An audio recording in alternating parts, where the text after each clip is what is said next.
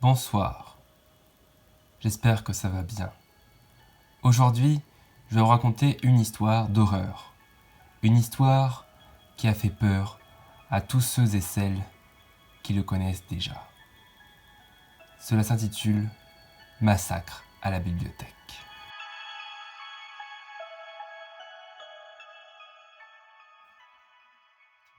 En Corée du Sud, l'assiduité dans les études est une qualité primordiale chez les jeunes. Leurs parents exercent une pression énorme pour qu'ils travaillent dur à l'école et les poussent toujours à atteindre les grades les plus élevés. Les étudiants ont fréquemment recours à des tuteurs pour les aider à réviser après les heures de cours et une grande partie des élèves retournent à l'école la nuit venue pour étudier encore et encore. Ce phénomène est devenu un grand problème en Corée du Sud, car les étudiants travaillent sans relâche et restent pour la plupart éveillés toute la nuit. Le résultat se fait ressentir le lendemain. Ils tombent littéralement de sommeil pendant les heures de cours. Depuis quelques années, et afin d'endiguer le problème, les directions de plusieurs écoles ont pris des mesures en interdisant aux élèves l'accès aux salles de travail après 22 heures. Sun-hee est une jeune étudiante sud-coréenne, et cette nuit-là, comme toutes les autres, elle était encore à l'école. Il était déjà tard, mais elle continuait à étudier à la bibliothèque de son école, accompagnée par un petit groupe d'autres élèves de sa classe. Les seules lumières allumées étaient celles de la bibliothèque. Le reste de l'école était plongé dans les ténèbres. Les heures défilaient quand, à un moment, Sun-hee ressentit le besoin d'aller aux toilettes. Elle s'accorda donc, à contre-cœur, une pause dans ses révisions.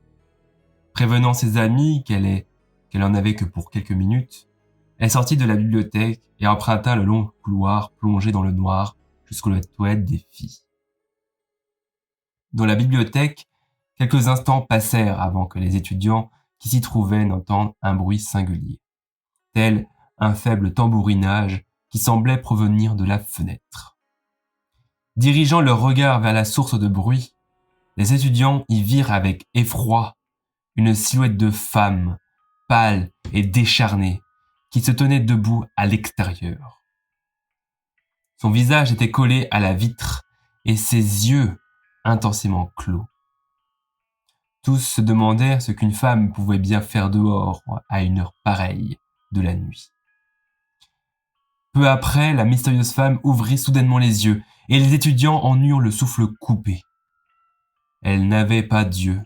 Ses orbites étaient vides, tels de trous béants, noirs, profonds, insondables. La femme leva alors son poing et commença à cogner contre la vitre qui finit par éclater sous la force des coups. Puis, toutes les lumières s'éteignirent. À l'étage en dessous, dans les toilettes, Sun-hee était en train de se laver les mains quand la pièce fut brutalement plongée dans l'obscurité. Tout était parfaitement silencieux. Elle n'entendit jamais les cris de terreur qui provenaient au même moment de la bibliothèque. La jeune étudiante ne savait rien du carnage qui se déroulait dans l'autre pièce, qui revêtit alors des allures de pandémonium. Sun-hee continua donc à se laver les mains dans le noir le plus total, inconsciente des cris d'horreur dont les échos se perdaient dans le long couloir de l'école. Ces derniers s'arrêtèrent aussi brusquement qu'ils avaient commencé, et l'établissement fut à nouveau plongé dans un silence de mort le plus total. Son office terminé, Sun-hee poussa la porte des cabinets et longea une nouvelle fois le long couloir pour rejoindre la bibliothèque. Arrivée à l'intérieur, l'étudiante s'arrêta net. Les corps sans vie de ses camarades jonchaient le sol de la pièce. Certains cadavres gisaient sur le sol alors que les autres reposaient sur les tables ou les étagères. Sun-hee tremblait maintenant de frayeur, cherchant à comprendre ce qui avait bien pu arriver ici en si peu de temps. Ce n'était rien d'autre qu'un véritable massacre. À ce moment précis, l'étudiante entendit résonner des pas dans le couloir qu'elle venait d'emprunter. Sun-hee, dans un éclair de lucidité, se jeta à terre aux côtés de ses défunts camarades et se figea dans la plus parfaite immobilité. Elle entendit alors quelque chose se glisser à l'intérieur de la pièce. Sun-hee s'efforça de garder les yeux fermés, feignant ainsi être morte elle aussi.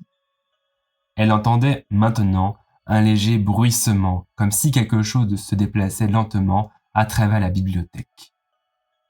Malgré la panique qui lui saisissait les entrailles, l'étudiante s'appliquait au plus grand immobilisme, peinant à ne pas faire le moindre bruit. Elle entendit alors une voix d'outre-tombe murmurer. Un, deux, un, deux, un, deux.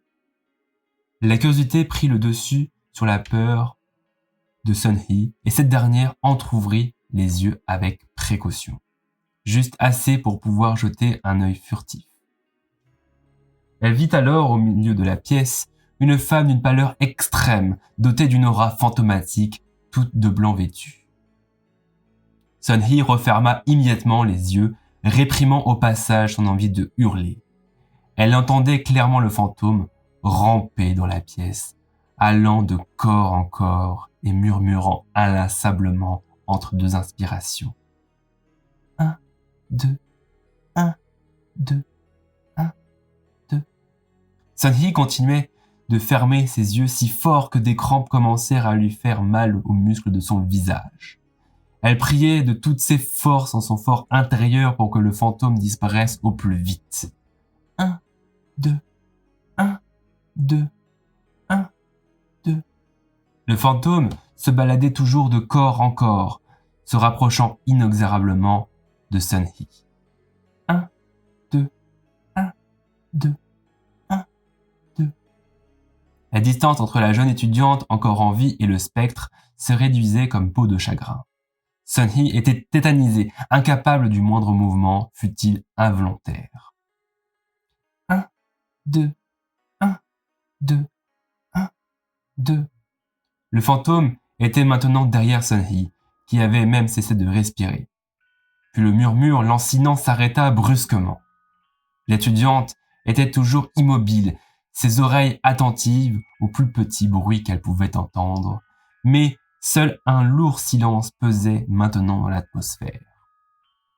La bibliothèque était suspicieusement calme. Sun-hee laissa s'écouler de longues minutes, guettant le moindre bruit, mais plus rien ne se fit entendre. Soulagée, elle en conclut donc que le fantôme était parti. Elle ouvrit lentement les yeux. Le fantôme était juste devant elle, accroupi, la fixant intensément de ses orbites vides, pointant un doigt squelettique sur le visage décomposé de l'étudiante. « Un, deux » s'écria le spectre en arrachant les yeux de Sun-hee.